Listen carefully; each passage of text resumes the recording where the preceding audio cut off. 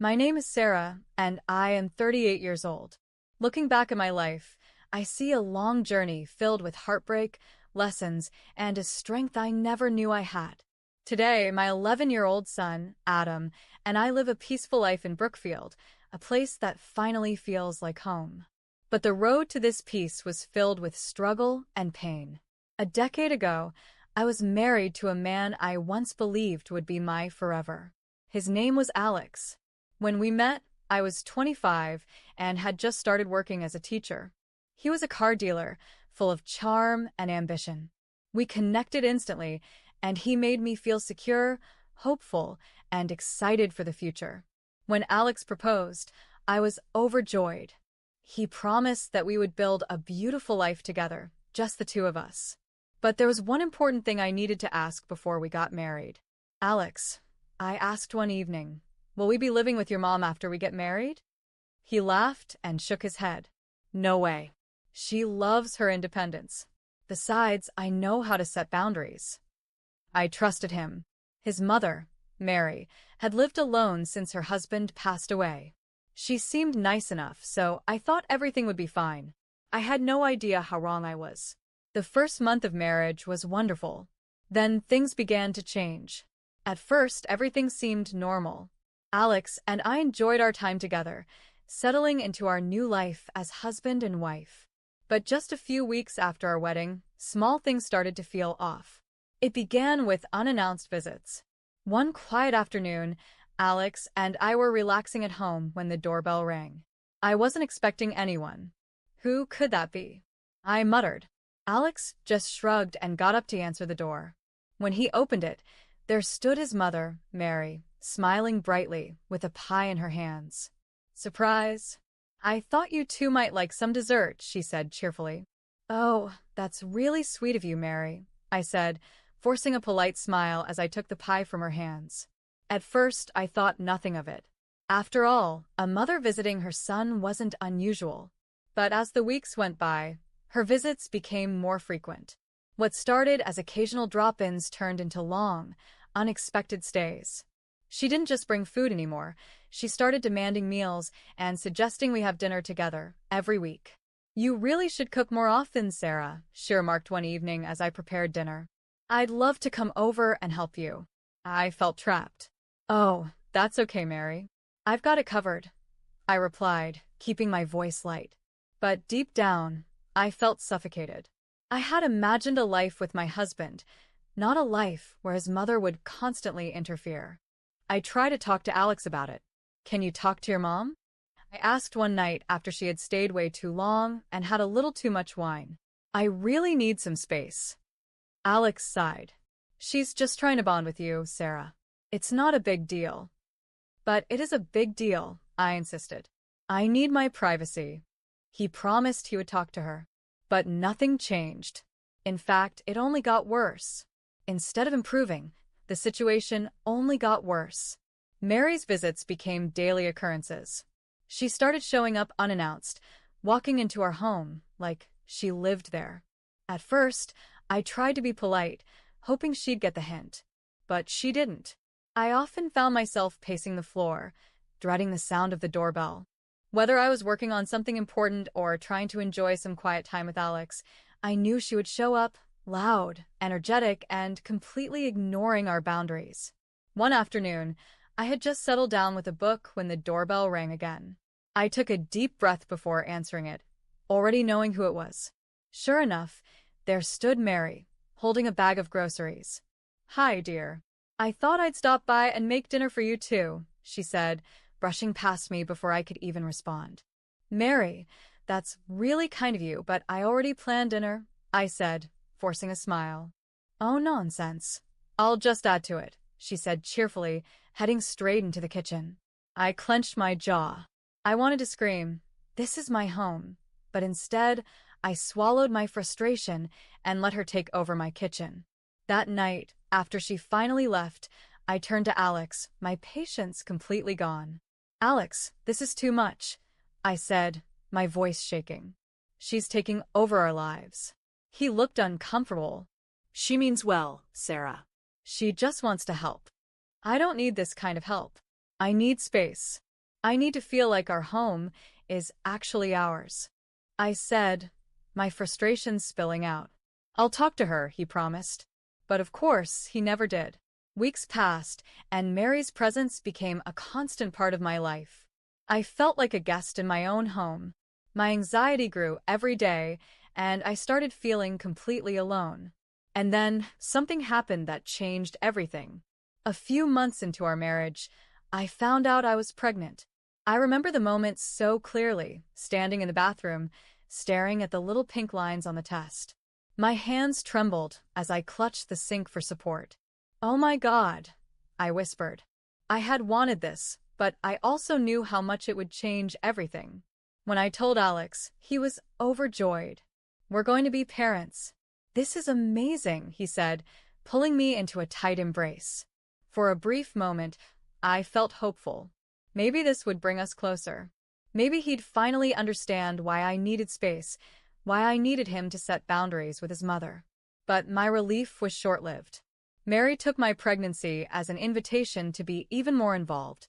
She started dropping by every single day, insisting on being part of everything: doctor's appointments, nursery shopping, even trying to control what I ate.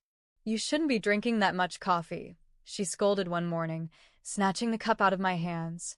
"Mary, I'm allowed 1 cup a day," I said, keeping my voice calm. "Still, it's not good for the baby. You should be drinking herbal tea. I'll bring some over tomorrow." I sighed, already knowing there was no point in arguing. Then came the baby name suggestions. One day, she showed up at our house, a list in hand. "I've thought of some great names for the baby," she announced, beaming. Alex and I have already decided on a name," I said cautiously. "But that's not fair," she protested. "I should have a say in my grandchild's name." That was it. I snapped. "Mary, this is my child, not yours. You need to back off." She looked stunned, like no one had ever spoken to her that way before. Then, her expression darkened. "I was just trying to help," she muttered before storming out. I expected Alex to support me. Instead, he was angry at me. "Did you have to be so harsh?" he asked later that night. "Alex, she's trying to take over our lives." I shouted, exasperated. "I can't take it anymore." He sighed, rubbing his forehead. "I'll talk to her." But as always, nothing changed. As my due date approached, I felt more exhausted and isolated than ever. I knew if I stayed in that house, I'd have no peace. So, for the last few weeks before the birth, I moved in with my parents in a different city. "You'll be safe here, sweetheart," my mom assured me, rubbing my back. And for the first time in months, I finally felt some relief. Then, Adam was born. And that's when things truly spiraled out of control. The moment I held my son, Adam, in my arms, I felt a wave of love and protection I had never known before. He was so tiny, so perfect. I knew I would do anything to keep him safe. For the first 24 hours, I was in a blissful bubble. My parents were by my side, helping and supporting me. Alex was thrilled, though I could tell he was stressed about handling things back home. Then, Mary showed up. I was still in my hospital bed when the door opened, and there she was, holding a piece of paper with a smug smile. "I've thought of some great names for the baby," she announced, stepping inside as if she owned the place. I sighed deeply, already exhausted from the birth. "We've already decided on a name. His name is Adam." Her face dropped instantly. "But that's not fair. I should have a say in naming my grandson." I looked at Alex for support, but he stayed silent. "Mary," I said as calmly as I could, "this is our child, not yours. The decision is made." She huffed but didn't argue further. Still, the visit was draining, and I was relieved when she finally left. I prayed that when we got home, I'd get some peace. I was so wrong. From the moment we returned home to Brookfield, Mary took over. She showed up every single day, disrupting Adam's sleep, insisting on holding him whenever she wanted, and telling me everything I was doing wrong. "You need to swaddle him tighter. He looks hungry. Are you sure you're feeding him enough? You should let me stay over to help you at night." I was exhausted. I could barely function from the lack of sleep, and having her constantly criticizing me in my own home was unbearable. One day, she barged in unannounced while I was trying to breastfeed Adam. "Oh, don't be shy," she laughed when she saw my shocked face. "I've done this before." I was furious. "Mary, I need privacy. You can't just walk in whenever you want." She rolled her eyes. "I'm just trying to help." That night, I finally broke down in front of Alex. "Alex, I can't do this anymore," I sobbed. "She's making my life miserable, and you're letting it happen." He looked uncomfortable, but he didn't defend me. "She's just excited about being a grandmother," he muttered. I stared at him, my heart sinking. "You promised me boundaries, Alex. You lied." He looked guilty, but he didn't argue. I knew then that I was on my own. And then the worst happened. One afternoon, when Adam was 3 months old, I had to run some errands. I asked Alex to watch him, but Mary was there too. I hesitated. I didn't trust her, but Alex promised he'd be there. "I won't leave him alone with her," he assured me. Reluctantly, I left. When I returned home, I could hear Adam screaming from outside the house. My heart pounded as I rushed inside. "Why is he crying?" I shouted, running toward his room. I found Mary looking flustered, pacing the living room while Alex sat on the couch, doing nothing. I tried to calm him down, but he just wouldn't stop crying. Mary snapped, her frustration clear. I pushed past them and ran to Adam's crib. He was red-faced, trembling, and screaming at the top of his lungs. I scooped him up, holding him close, trying to soothe him. "What happened?" I demanded, my panic rising. And then I saw it. Mary's face twisted in frustration, and in a sudden, horrifying moment, she hit Adam on the head. "Be quiet," she snapped. Everything froze. For a second, Adam stopped crying. Then he let out a weak, gasping wail, and suddenly, he went limp. My world shattered. "What did you just do?" I screamed. Alex jumped to his feet, but still said nothing. He looked shocked, but he didn't stop her. I didn't have time to argue. I ran out of the house, holding Adam's tiny, lifeless body, and drove straight to the hospital. I prayed the whole way, begging for my son to be okay. I sat in the sterile hospital waiting room, my hands shaking as I clutched Adam's tiny blanket. My heart pounded in my chest, a terrifying rhythm that echoed in my ears. What if he didn't wake up? What if I lost him? The fluorescent lights above buzzed softly, but the silence in the room felt deafening. I kept staring at the double doors, praying for a doctor to walk through and give me good news.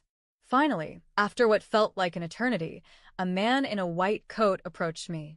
"Are you Adam's mother?" he asked, his voice calm but serious. I shot up from my seat, desperate for answers. Yes. "How is he? Is he okay?" The doctor sighed. "Your son is stable for now, but we have concerns. His injuries are consistent with shaken baby syndrome." My entire body went cold. Shaken baby syndrome? I repeated in disbelief. My hands trembled as I covered my mouth, trying to stop the sob that threatened to escape. The doctor nodded. Yes.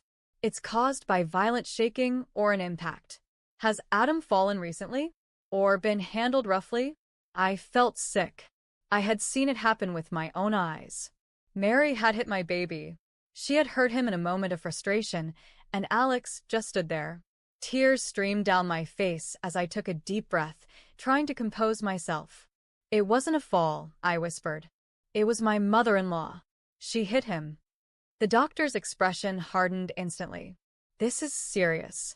We have a responsibility to report suspected child abuse. Have you contacted the authorities?"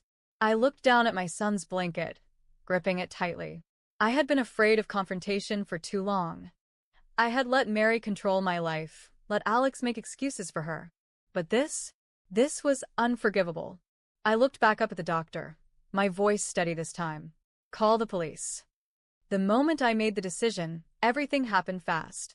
A nurse led me into a small, private waiting room while the hospital staff alerted the authorities. I sat there, my hands gripping the armrests of the chair, my breath shaky. My baby was lying in a hospital bed, hurt because of her. The door opened and 2 police officers walked in. One of them, a A tall man with a serious expression pulled out a notepad. Miss Sarah, we understand that you reported an incident of child abuse involving your son. Can you tell us exactly what happened? I nodded slowly, wiping my tears away. I needed to stay strong for Adam. Taking a deep breath, I told them everything.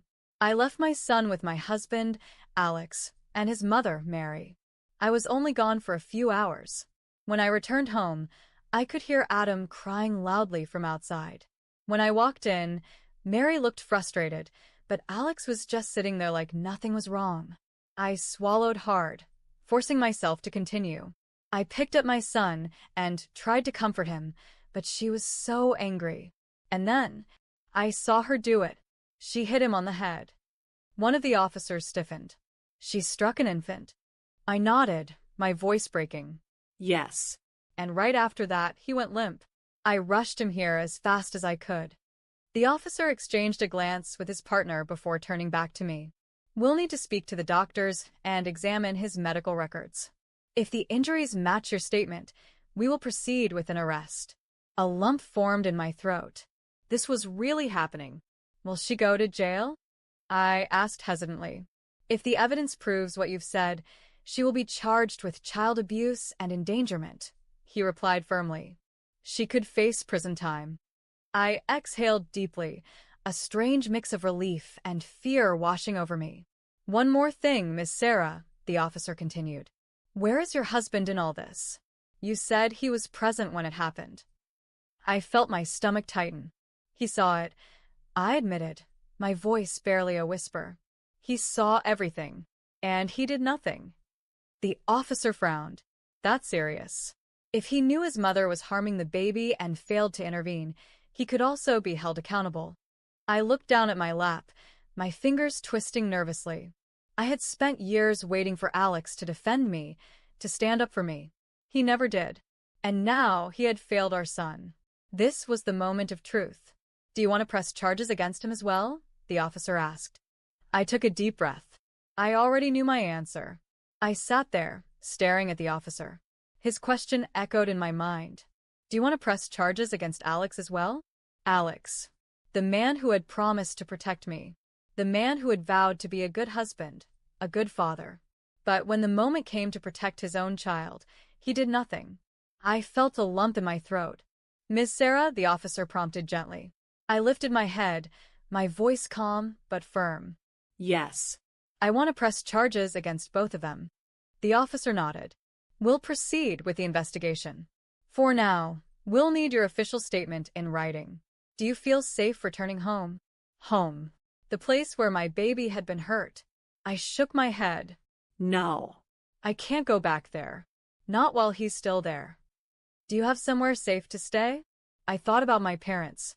They had always welcomed me with open arms. I had stayed with them before Adam was born, and I knew they would take me in again without question.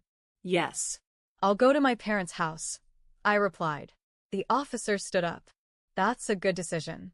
We'll notify you once we've made the arrests. In the meantime, focus on your son. I nodded, holding back tears. I looked toward the hallway, where my little boy lay in his hospital bed, hooked up to machines that monitored his tiny heartbeat. I had failed to protect him before. I would never fail him again.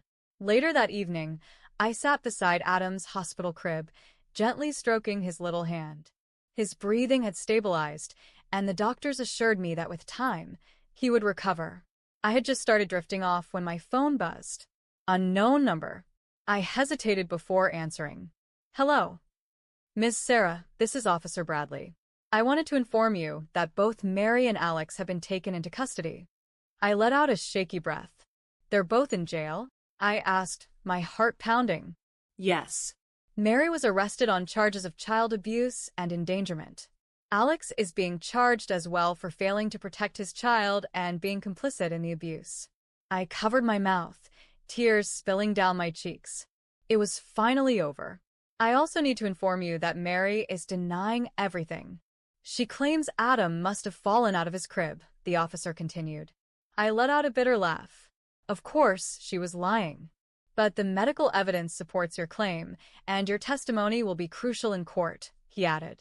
I nodded, even though he couldn't see me. I'll do whatever it takes. That's good to hear. Stay safe, Ms. Sarah. We'll be in touch soon. I hung up, my hand still shaking. For the first time in years, I felt something I hadn't felt in a long time. Freedom. The trial process was long and exhausting. I had to relive everything.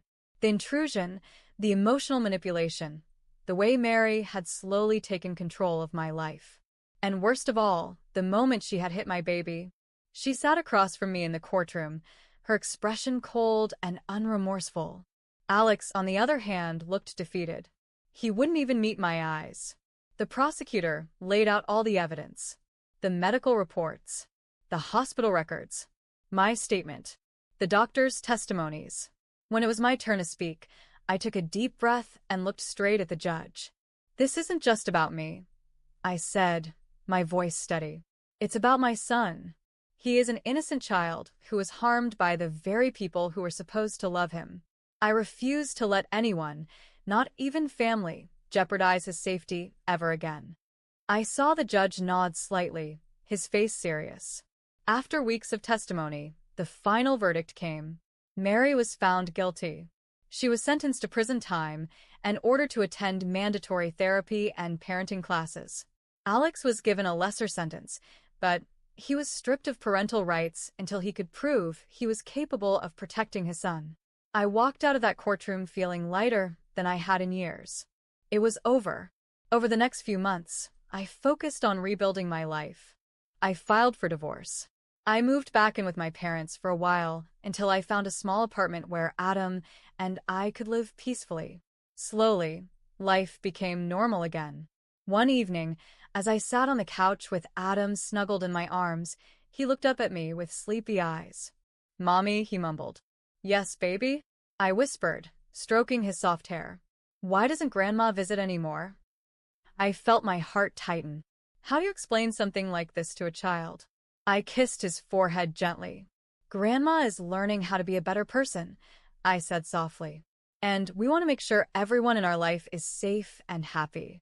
He nodded, satisfied with my answer, and drifted off to sleep. I smiled to myself, feeling something I never thought I'd feel again. Peace. Life wasn't perfect, but it was mine, and I was finally free. If you enjoyed this content, don't forget to like, leave a comment, and subscribe for more. Your support means the world to us and helps us bring you even more amazing stories. Stay tuned for more, and thank you for being a part of our journey.